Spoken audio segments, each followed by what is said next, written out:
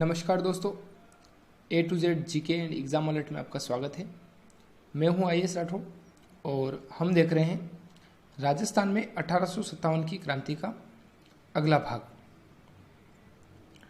दोस्तों, आज का जो वीडियो है इसमें से जो कॉम्पिटिटिव एग्ज़ाम की दृष्टि से यदि आप देखेंगे तो निश्चित ही रूप से आपके कोई ना कोई प्रश्न तो बैठना तय है। यानी कि ये बहुत ही इम्पोर्टेंट आज जो हम पढ़ेंगे इसमें से लगभग सभी एग्ज़ाम में अगर 1857 की क्रांति की बात करें तो कोई ना कोई प्रश्न जो आज का पार्ट है उसमें से बैठते ही हैं। तो थोड़ा आप इसको गंभीरता से देखें। कल के जो हमने देखा पिछला जो वीडियो, उसके अंदर हमने नसीराबाद और नीमच छावनी में विद्रोह का अध्ययन कर लिया था। आज जो है वो एरिनपुरा में जो विद्रोह है उसको पढ़ना है। दोस्तों, एरिनपुरा के जो क्रांतिकारी हैं, एरिनपुरा के जो सैनिक हैं, वो छावनी से माउंट आबू चले जाते हैं और आबू में जो एजीजी है जॉर्ज पैट्रिक लॉरेंस, उसका बेटा और उसका जो परिवार है वो वहीं पर है उस समय। तो 90 सैनिक के आसपास 21 अगस्त 1857 को ये आबू में जाकर एजीजी का जो बेटा होता है अलेक्जेंडर, उसकी हत्या कर देते हैं और वहाँ से ये वापस रिटर्न हो जाते हैं। ये जब यहाँ हत्या करते हैं और ये क्रांति को यहाँ पे यानी कि यहाँ विद्रोह को जब भड़काते हैं और ये जो कार्य करते हैं, इस कार्य में ईडर के जो शिवनाथ सिंह हैं वो इन सैनिकों का नेतृत्व करते हैं, जो कि वर्तमान में गुजरात में है। यदि आप इसमें देखेंगे तो एरिनपुरा जो है वो वर्तमान में पाली में है और जो मारवाड़ रियासत का हिस्सा था उस समय। तो सैनिक यहाँ से आबू आ जाते हैं, जो एजीजी है उसके पुत्र की अलेक्जेंडर की हत्या कर देते हैं और इस पूरे कार्य में जो शिवनाथ सिंह है ईडर के, वो इनका नेतृत्व करते हैं और वो एक नारा भी देते हैं यहाँ पर कि चलो दिल्ली मारो फिरंगी, ये नारा दिया जाता है इनके द्वारा। तो ये एक इम्पोर्टेंट फैक्ट है, इसको आप याद रखें कि ये नारा किसने दिया या किस समय दिया गया था। तो ये है। फिर उसके बाद में नारनौल जो है, नारनौल हरियाणा, यहाँ पर जब ये पहुँचते हैं यानी कि यहाँ से ये वापस रिटर्न हो जाते हैं, तो इनका कई जगह जगह इन लोगों द्वारा स्वागत भी किया जाता है। और जब ये हरियाणा में पहुँचते हैं तब इस क्रांति का दमन होता है। उससे पहले एक चीज़ और है कि ये जब आहुआ में जाते हैं, ये आहुआ, तो आहुआ ठिकाने में जो एक और इनको मदद मिलती है वो हम पढ़ते हैं पहले। दोस्तों, जो आहुआ के ठाकुर है कुशाल सिंह चंपावत, वो इन क्रांतिकारियों का साथ देते हैं पूर्ण रूप से और वो इसमें शामिल हो जाते हैं इस क्रांति के अंदर। तो और यहाँ आहुआ के जो ठाकुर है, इनकी जो कुल देवी है माता जी, वो सुगाली माता है। ये भी एक प्रश्न बनता है। और ये क्रांति यानी कि 1857 की जो क्रांति थी उस क्रांति की देवी भी कहलाती है सुगाली माता। 10 सिर एवं 54 हाथ इनके थे इस मूर्ति के।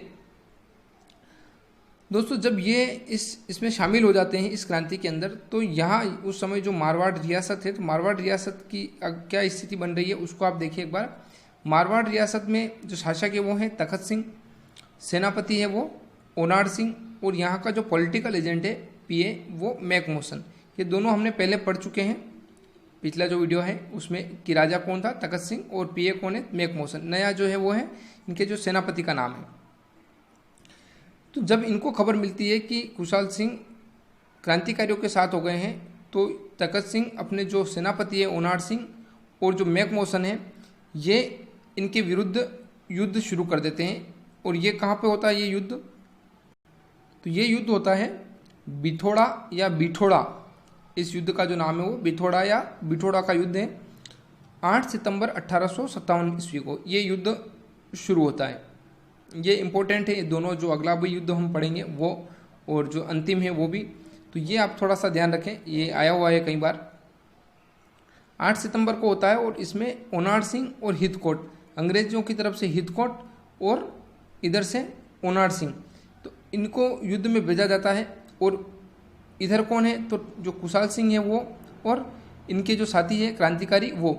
इस युद्ध में खुशहाल सिंह और जो क्रांतिकारी है उनकी विजय होती है। और परिणाम क्या होता है, परिणाम में ओनार सिंह और हितकोट दोनों ही मारे जाते हैं इस युद्ध के अंदर।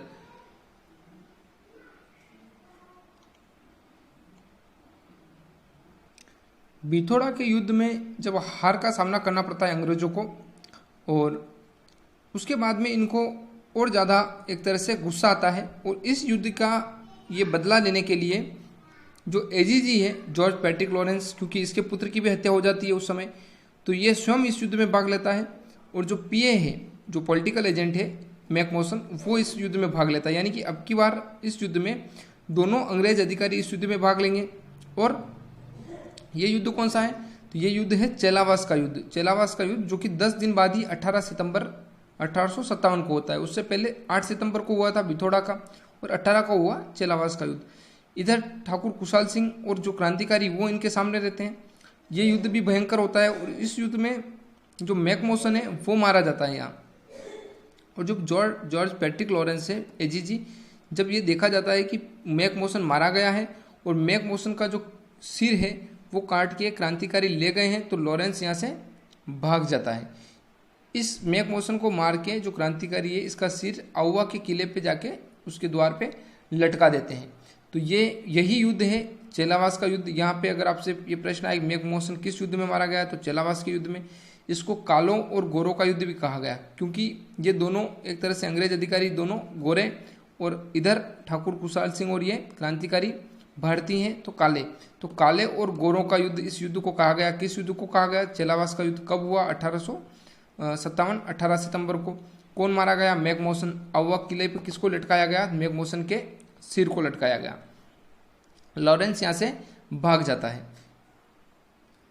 जब अंग्रेज अधिकारियों को लगता है कि हमारा जो पॉलिटिकल एजेंट है वो मारा गया और क्रांतिकारियों को कोई फर्क नहीं पड़ रहा है, तो उसके बाद में ये कर्नल होम्स, डीसा और जो पृथ्वी सिंह है उसके नेतृत्व में पालनपुर गुजरात की सेना को भी बुला लेते हैं। यहाँ पे नसीराबाद अजमेर की जो सेना है वो भी, यानी कि संयुक्त सेना इस युद्ध में आगे इनका साथ देगी। तो 20 जनवरी 1858 को ये सभी सेना आप देख रहे हैं यहाँ पे, नसीराबाद भी है, पालनपुर की, कर्नल होम्स, डीसा, पृथ्वी सिंह, ये सब मिलके, और वही खुशहाल सिंह और क्रांतिकारी जो है एरनपुरा के, उन क्रांतिकारियों के विरुद्ध वापस युद्ध अभियान छेड़ देते हैं 20 जनवरी को। यानी कि सितंबर को, 18 सितंबर को अंतिम था, सितंबर के बाद 20 जनवरी 1858। नेक्स्ट, इस युद्ध में खुशहाल सिंह और इन जो क्रांतिकारी है, इन क्रांतिकारियों को पराजय का सामना करना पड़ता है और क्रांतिकारियों का यहाँ पे दमन हो जाता है। इसके बाद जो अंग्रेज अधिकारी और ये हैं, ये लूटपाट शुरू कर देते हैं, इनके जो जहाँ ठिकाने हैं उस पर लूटपाट शुरू कर देते हैं। और जो सुगाली माता है, जिसको क्रांति की देवी भी कहा गया, इनको ये अजमेर लेके चले जाते हैं। इस मूर्ति को भी यहाँ से अजमेर लेके चले जाते हैं अंग्रेज। और ये जो मूर्ति वर्तमान में बांगड़ संग्रहालय है पाली में, वहाँ पर अभी है। तो ये ध्यान रखना है आपको। ये युद्ध कब हुआ, 20 जनवरी 1858 को, जिसमें कर्नल होम्स, डीसा और पृथ्वी सिंह और ये जो संयुक्त सेनाएं हैं ये शामिल हुई। इस युद्ध के बाद में जो ठाकुर खुशहाल सिंह चंपावत हैं, उनको पहले जैसे क्रांतिकारियों का दमन कर दिया जाता है अंग्रेजों को द्वारा, तो फिर इनको शरण लेनी पड़ती है। जो रावत जोत सिंह है कोठारिया के, सलुम्बर में, उदयपुर में, उनके वहाँ ये जाके शरण लेते हैं और फिर इनको समझा बुझा कर आत्मसमर्पण करवा दिया जाता है कि आप जब सैनिक भी नहीं है अब और आप अकेले हैं तो आप आत्मसमर्पण करिए। तो 8 अगस्त 1860 ईस्वी में ये नीमच में आत्मसमर्पण कर देते हैं, नीमच छावनी में। उसके बाद इन पर जांच बिठाई जाती है, और जांच किस आयोग द्वारा की जाती है, तो मेजर टेलर आयोग द्वारा इन पर जांच की जाती है, जो कि 10 नवंबर 1860 में जांच का पूर्ण रूप से परिणाम सामने आता है और इनको निर्दोष साबित कर दिया जाता है। तो इस तरीके से ये मेन यहाँ से कई प्रश्न बनते हैं। एरनपुरा और आउवा की जो घटनाएं हैं, इनमें अपने आप में बहुत सारे प्रश्न बनते हैं। एक बार और यदि थोड़ा सा हम देखना चाहें तो देख सकते हैं क्या क्या मुख्य प्रश्न क्या क्या बन सकते हैं। तो एक तो एरनपुरा से जो सैनिक थे वो कहाँ गए थे प्रथम बार, तो वो माउंट आबू, और आबू में उन्होंने एजीजी के पुत्र की हत्या कर दी। उसके बाद में वो वापस रिटर्न हो गए थे। वहाँ पर एक नारा दिया गया था। नारा कौन सा था, तो नारा चलो दिल्ली मारो फिरंगी, ये नारा किसने दिया था? तो शिवनाथ सिंह जो हैं उन्होंने सैनिकों का नेतृत्व किया और ये नारा दिया था। ये थोड़ा सा ध्यान रखें आप। उसके बाद में आउवा में ये जब ये वापस दिल्ली की तरफ जा रहे होते हैं तो ये जब निकलते हैं इधर तो इनका भव्य स्वागत किया जाता है। और आउवा के जो ठाकुर हैं कुशाल सिंह चंपावत वो भी इसमें शामिल हो जाते हैं। इनकी माता जी का नाम आता है कई परीक्षाओं में, वो थोड़ा सा आप ध्यान रखें, सुगाली माता। और उस समय जोधपुर की जो तात्कालिक स्थिति, जोधपुर के कौन राजा थे, शासक कौन था, जोधपुर का जो पॉलिटिकल एजेंट था वो कौन था, और जो बाकी 2 युद्ध होते हैं, एक तो होता है चेलावास का और एक होता है बिथोड़ा या बिठोड़ा का युद्ध। तो पहले बिथोड़ा का युद्ध होता है 8 सितंबर को, फिर उसके बाद 18 को चेलावास का युद्ध होता है, गोरो एवं कालो का युद्ध कहा गया जिसे। तो ये जो मुख्य मुख्य घटनाएं हैं ये बहुत ही इंपॉर्टेंट है एग्ज़ाम की दृष्टि से। उम्मीद करता हूँ कि ये वीडियो आपके लिए लाभप्रद होंगे, तो आप बने रहिए। नेक्स्ट और जानकारी उसको आगे की वीडियो में देखते हैं। धन्यवाद।